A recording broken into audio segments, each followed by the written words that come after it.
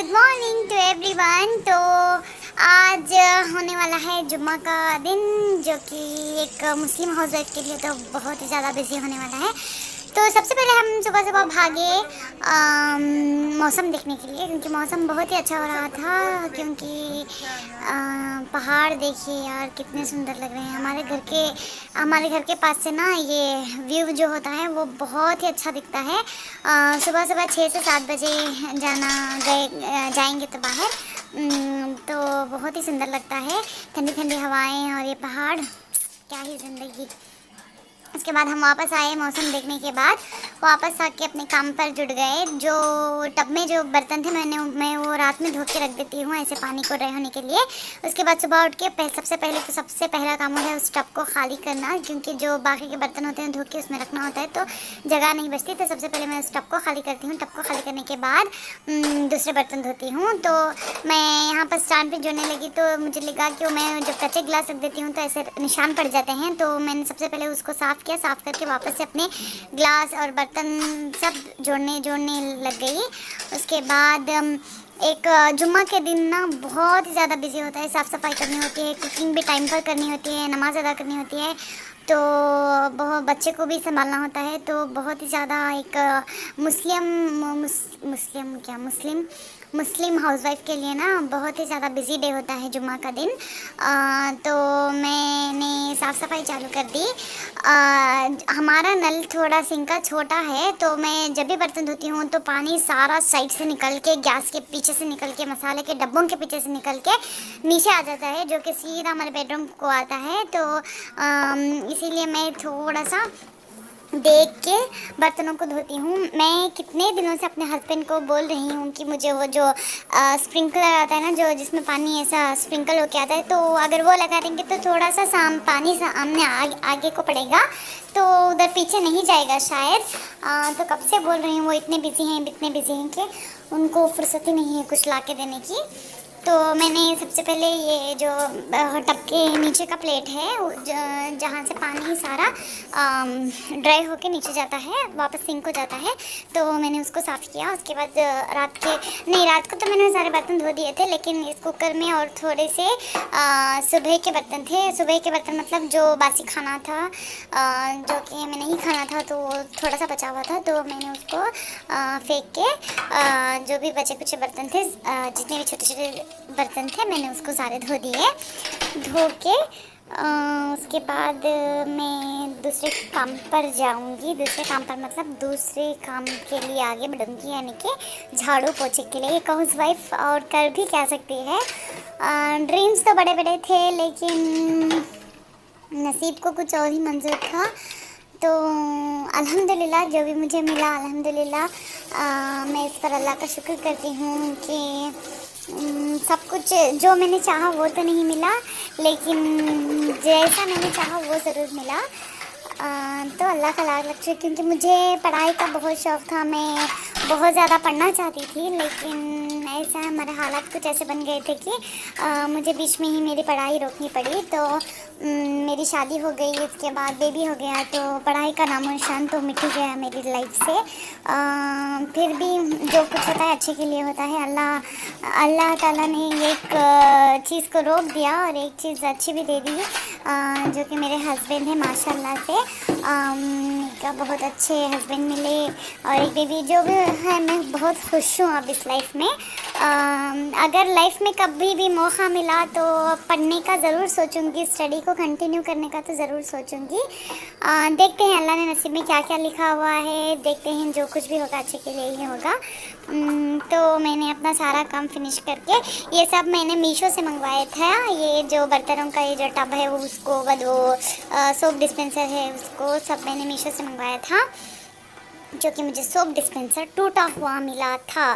फिर भी मैंने मीशो वालों से कुछ गिले शिकवे नहीं किए, वैसे ही टूटे हुए को रख लिया, क्योंकि थोड़े से मैं क्या नाटक करना है यार, इसीलिए मैंने रख लिया। उसमें ऐसे कुछ लीकेज वगैरह तो नहीं था, लेकिन सिर्फ थोड़ा सा किनारा उसका टूटा हुआ था, तो मैंने रख लिया। उनको भी क्यों इतना परेशान करना मीशो वालों को। छोड़ो यार, जाने दो। उसके बाद जब भी मैं कुकिंग करती हूँ मेरे हाथ से तेल तो इतने छींटे उड़ाता है, इतने छींटे उड़ाता है मेरा तेल जब मैं पकाती हूँ, तो सारे टाइल्स पे उड़ के ना काला काला हो जाता है। इसलिए मुझे बार बार क्लीन करना पड़ता है, बार बार क्लीन करना पड़ता है। जो दूध उबल के नीचे गिरता है तो मैंने जो 2 वेस्ट प्लेट्स आते हैं उन प्लेट्स को ऐसे गैस के नीचे रखा हुआ है। जो भी अगर दूध उबलना है, अगर या खाना पकने रखा है मैंने, तो वो अगर चावल पकने रखे हैं तो वो गिरना होता है, तो वो सारा उस प्लेट में गिर जाता है। उसके बाद मैं उस प्लेट को वहाँ से निकाल के साफ़ करके अच्छे से धो के वापस गैस के नीचे रख देती हूँ, क्योंकि इससे टाइल्स गंदा नहीं होता। ये है मेरा जुगाड़ है, इंडियन जुगाड़। इंडिया में है तो जुगाड़ तो बनता है, इसीलिए मैं ये हमारे बर्नर्स ये जो है ना प्लेट्स स्टील के हैं तो वो गंदे नहीं हैं, मैं साफ़ करती रहती हूँ इसको, लेकिन जल के काले हो गए हैं बिल्कुल। उसके बाद मैंने यहाँ पे डेली साफ़ सफाई करती हूँ, तो जुम्मा के दिन थोड़ा मोटा मोटा करके छोड़ देती हूँ।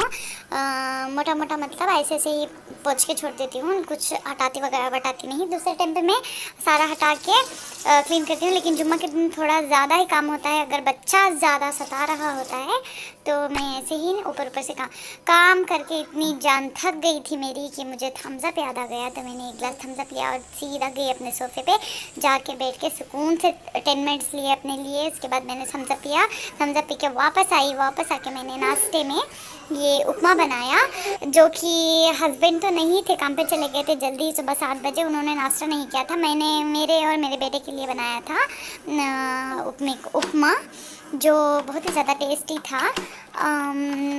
बेटे को तो मैं ऐसे ही दे देती हूँ, लेकिन मैं जब भी उपमा खाती हूँ तो मैं उसमें चीनी डाल के खाती हूँ। कौन कौन चीनी डाल के खाता है प्लीज़ कमेंट करें, उपमे के साथ कौन कौन चीनी खाता है। उसके बाद फटाफट से नाश्ता किया। नाश्ता करने के बाद ये हाउस वाइफ के लिए तो ये होता है कि 5 मिनट का सुकून नहीं होता लाइफ में, पीछे पीछे पीछे पीछे एक के बाद काम आते ही रहते हैं। तो मुझे फिर दोपहर में जो मुझे बिरयानी बनानी थी, वेज बिरयानी, तो मैंने फटाफट से कटिंग वटिंग शुरू कर दी। कटिंग वटिंग शुरू करने के बाद उसके बाद जल्दी से कुकर को गैस पर चढ़ाया। गैस पर चढ़ाने के बाद मैंने बघारना सब शुरू कर दिया था। अगर आपको मेरे स्टाइल से वेज बिरयानी बनानी है तो मैंने पिछली वीडियोस में वेज बिरयानी का रेसिपी डाल दी है, उसको प्लीज़ एक बार चेक कर लें। प्लीज़ मेरे चैनल को सब्सक्राइब करें, प्लीज़ मुझे सपोर्ट करें। अगर वीडियो पसंद आए तो लाइक करें। तो मैंने ये सारी ये वेजीज़ को अच्छे से क्लीन करके धो लिया था। उसके बाद मैंने ये वायरल वीडियो के लिए अमरूद का ये न्यू वायरल वीडियो बनाया था, क्या बोलूँ मुझे पता नहीं चल रहा। मैंने ये बिरयानी दम पर चढ़ाई थी, तो मैंने दम होने के बाद आके मज़े से बैठ कर सुकून से बैठ के मैंने ये बिरयानी खा ली। इसके बाद मेरा एक पार्सल आना था, जो कि हमारे घर पर एक वॉल क्लॉक तक नहीं थी, क्योंकि हमें कभी इसकी ज़रूरत ही महसूस नहीं हुई, क्योंकि आज के ज़माने में मोबाइल्स आ गए हैं तो मोबाइल में हम देख लेते हैं टाइम, तो वॉल क्लॉक की हमें ज़रूरत ही नहीं महसूस हुई। तो हमने आज तक वॉल क्लॉक नहीं मंगवाई थी।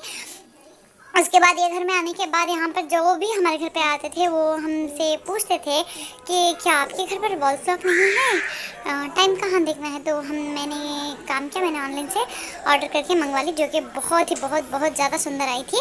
उसके बाद हम गए हमारे पुराने घर।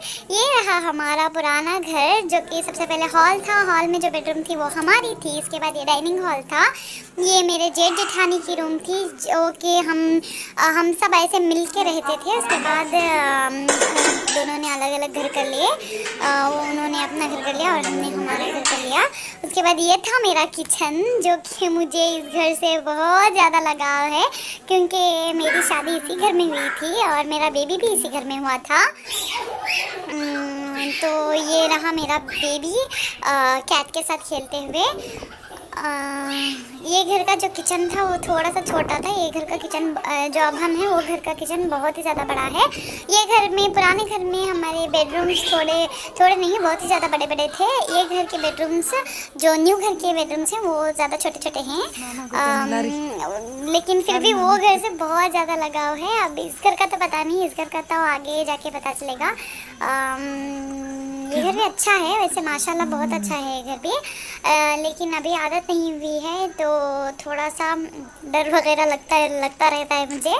उसके बाद हम शाम में गए थे हमारे पुराने घर। उसके बाद हम वापस आए। वापस आने के बाद एक थोड़ी सी छोटी सी वॉक ले ली हमने।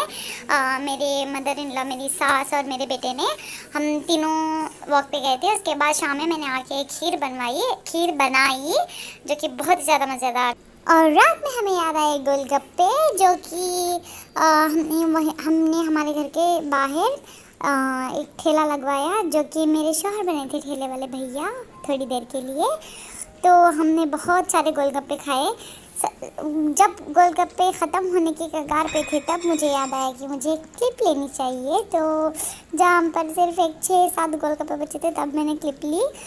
वहाँ पीछे मेरा बच्चा अपनी दादी को गोलगप्पे खिला रहा था, यहाँ से ले जाके फोड़ के उनको दे रहा था खाने के लिए। और हमने मज़े से गोलगप्पे एंजॉय किए। Thanks for watching guys, subscribe please.